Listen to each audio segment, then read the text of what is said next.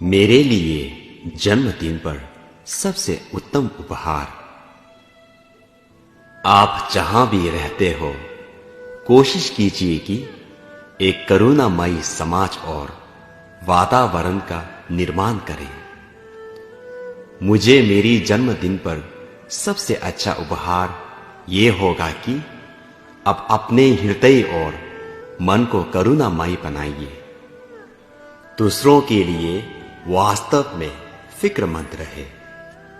ऐसे विचारों को मन में आत्मसात कर यदि संभव हो तो दूसरों की मदद करें, पशु पक्षियों की मदद करें, और यदि दूसरों की सेवा नहीं कर पाते हैं तो कम से कम उन्हें हानि पहुंचाने से बचें।